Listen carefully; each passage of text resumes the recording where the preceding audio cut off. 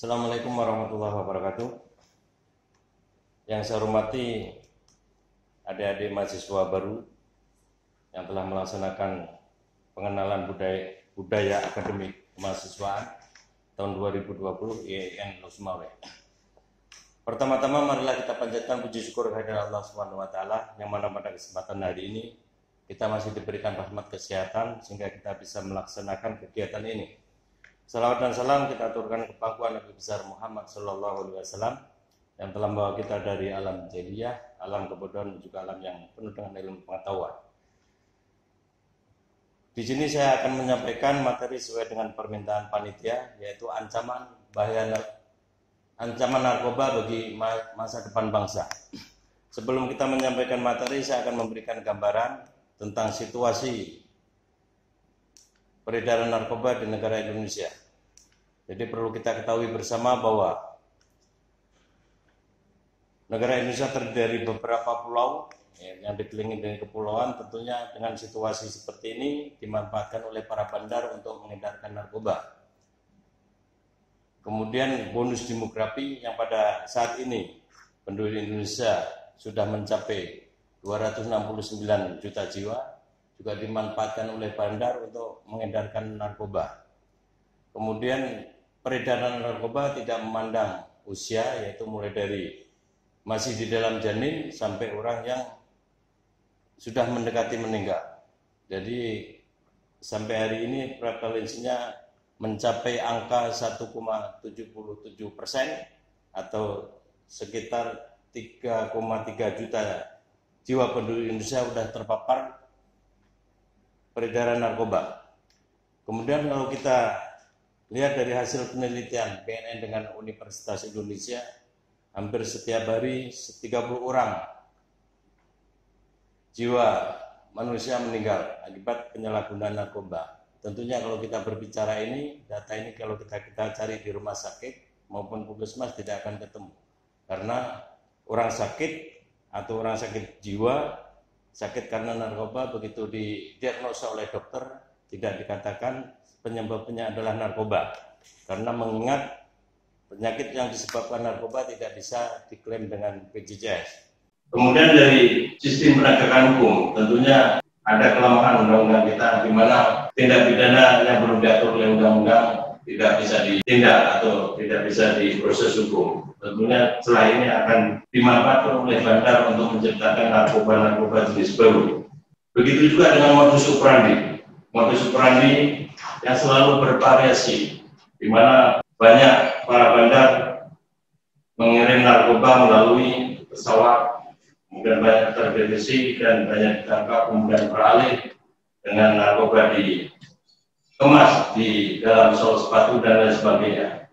Kemudian kita berbicara di lapas, mungkin rekan-rekan adik-adik semua sudah tidak asing lagi, di mana terjadi peredaran narkoba di dalam lapas, dikendalikan di dalam lapas. Nah, ini sistem ini harus segera digunakan dan dilaksanakan oleh instansi-instansi terkait lainnya. Dengan kondisi tersebut, maka bisa berbicara angka prevalensi 3,3 juta jiwa penduduk Indonesia sudah terpapar yang berusia 10 sampai 59 tahun, tentunya terdiri dari 1,9 juta coba pakai, kemudian 920.000 teratur pakai, artinya orang yang sudah terpengaruh mencoba menggunakan narkoba karena kawannya sudah menggunakan narkoba, maka mereka akan mempengaruhi kawannya untuk ikut serta menggunakan narkoba. Setelah mereka menggunakan, mencoba, sehingga mereka akan kecanduan, terjadilah teratur pakai.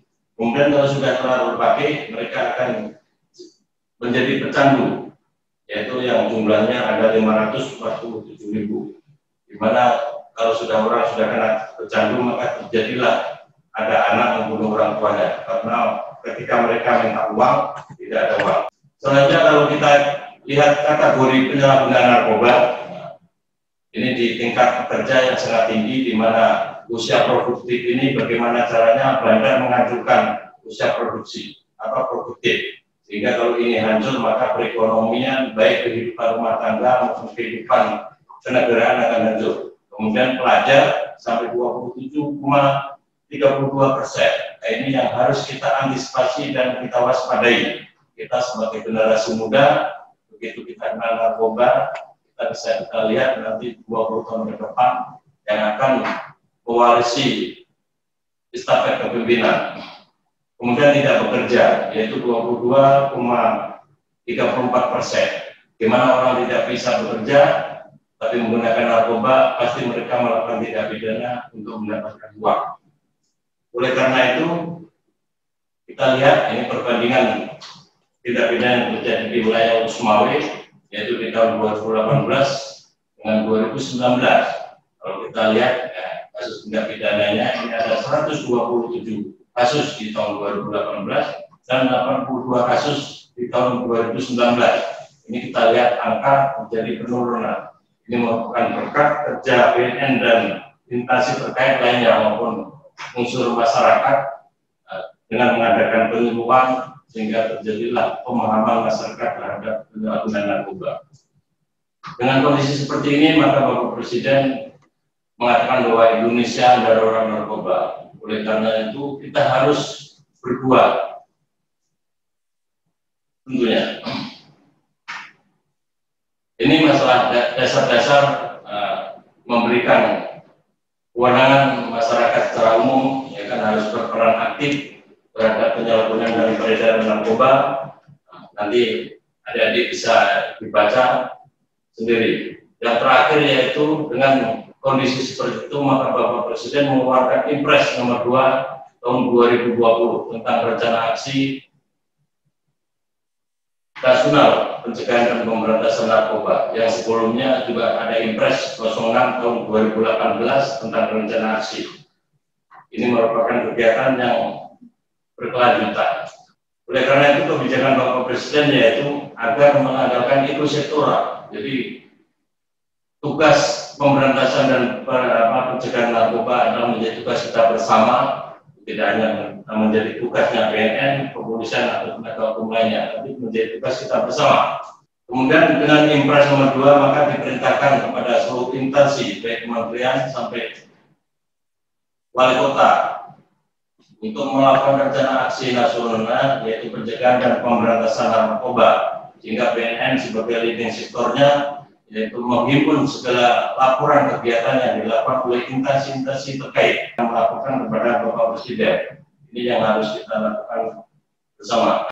Jadi untuk memasuki bagaimana sih narkoba itu, maka saya akan sedikit menyampaikan apa itu narkotika, yaitu segala zat atau obat, baik dari alami, tentunya kalau di Aceh kita nama ganja, maupun sintetis, bukan tanaman, tentunya sabu dan lain sebagainya. Apabila ini kita makan, kita konsumsi, maka akan mengganggu daya pikir kita, daya ingat kita, konsentrasi kita, sehingga menimbulkan gangguan kesadaran dan mengakibatkan ketergantungan. Kalau orang sudah ketergantungan, maka ada tidak ada harus ada. Mereka akan mencari bagaimana mendapatkan narkoba untuk memenuhi kebutuhannya. Kemudian yang selanjutnya, mengapa sih narkoba berbahaya? Ini ada 3 sifat yang terkandung di dalam narkoba, yaitu yang pertama yaitu habitual, di mana sifat narkoba yang membuat pemakainya selalu teringat, selalu terbayang, dan sehingga cenderung untuk selalu mencari dan rindu. Jadi ketika kawan kita sudah menggunakan narkoba mempengaruhi kita, maka kita terpengaruh dan mencoba.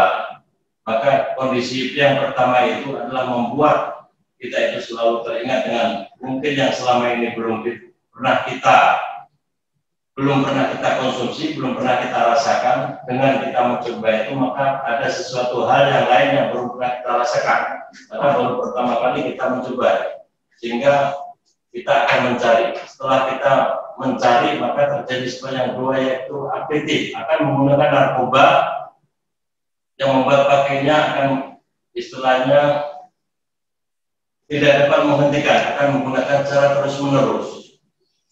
Maka apabila terjadi putus zat, itulah yang dinamakan sabu. Masalah yang menjadi permasalahan adalah ketika kita teringat dan rindu, maka mereka akan mencari dan ketemu akan menggunakan secara terus-menerus. Itulah yang dinamakan adaptif. Kemudian yang terakhir yaitu toleran. Ini yang sangat membahayakan. Ketika kita dipengaruhi oleh teman kita untuk menggunakan mungkin dengan paket yang paling hemat yaitu paket mungkin 25.000, itu bisa kita membuat rasa sesuatu. Setelah kita rindu dan ingin merasakan hal yang sama, kita menggunakan lagi dengan dosis yang sama, maka tidak akan ketemulah apa yang kita harapkan. Sehingga harus ditambah dosisnya, baru kita mendapatkan sesuatu yang kita inginkan. Sehingga setiap hari dosis yang kita gunakan selalu naik. Itulah yang dinamakan toleran. Disinilah sifat pada narkoba yang membuat tubuh pemakainya akan menyesuaikan diri dengan narkoba. Selanjutnya, bagaimana seseorang bisa menjadi penyalahguna narkoba? Yang pertama yaitu faktor keturunan, di mana faktor keturunan bisa jadi ketika orang tua kita sedang mengandung, mereka mengonsumsi narkoba, sehingga janin yang ada di dalam itu sudah mengonsumsi narkoba. Bisa jadi juga ada salah satu contoh ketika ada anak-anak SMA, SMP, masih berusia SMP, dia mendapatkan narkoba dari kamar orang tuanya. Karena mereka tidak tahu itu narkoba, maka dibawa keluar ke teman-temannya yang sudah menggunakan narkoba. Maka oleh temannya diajari, ini narkoba, ayo kita gunakan sama-sama. Sehingga mereka belajar dengan temannya untuk menggunakan narkoba. Kemudian di hari berikutnya disuruh temannya untuk mengambil lagi narkoba di dalam kamar orang tua. Ini faktor keturunan. Maka faktor yang kedua itu faktor lingkungan. Ketika teman kita sudah menggunakan narkoba, mereka akan mencari dan mengambil temannya untuk sama-sama menggunakan narkoba. Maka kita harus waspada dalam mencari teman. Kemudian faktor yang terakhir yaitu faktor kemudahan mendapatkan narkoba. Ketika ada Pak kecil lapor ke BNN, Pak, kampung saya seperti pasar orang jual narkoba. Maka ketika kita datang ke tempat orang yang diduga menjual narkoba, tentunya kita tidak semudah itu langsung mendapatkan barang putih. Karena apa? Karena setiap bandar yang mengedarkan narkoba itu menampilkan sosok orang yang paling dermawan, orang yang paling sosial, orang yang taat ibadah.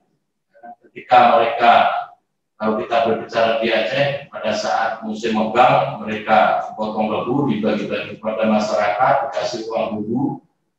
Cuma imbalannya minta kalau ada mobil lain, kecuali mobil yang tinggal di kampung kita, tolong kasih tahu saya. Nah, kira-kira seperti itu. Ini pengaruh bagaimana orang bisa menggunakan narkoba. Kemudian yang selanjutnya, ciri-ciri penggunaan narkoba. Orang yang tahu siapa yang menggunakan narkoba adalah orang yang paling dekat.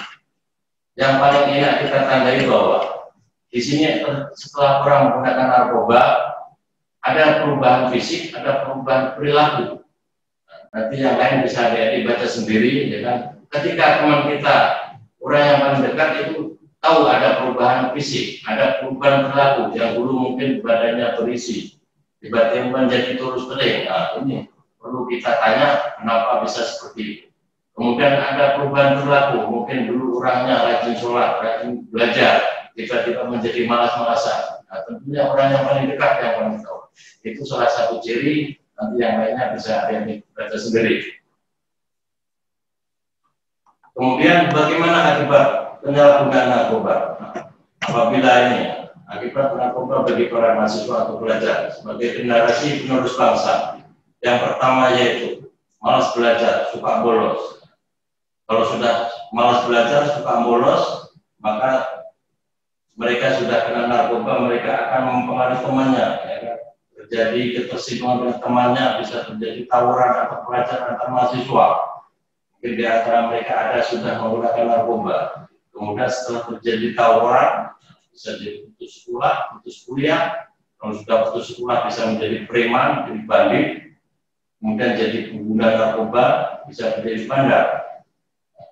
Dan risiko yang terakhir yaitu kalau tertangkap bisa masuk penjara, kalau overdosis bisa menjadi mati. Nah, inilah kira-kira apa yang bisa mengakibatkan akibat penyalahgunaan narkoba. Ini kita adik-adik semua menjadi generasi penerus bangsa, 20 atau 10 tahun, 20 tahun ke depan. Apabila ini sudah kena narkoba, alangkah hancurnya tatanan kenegaraan kita. Mungkin itu saja yang perlu saya sampaikan, yang lainnya nanti bisa adik-adik baca sendiri. Terima kasih atas perhatiannya. Assalamualaikum warahmatullahi wabarakatuh.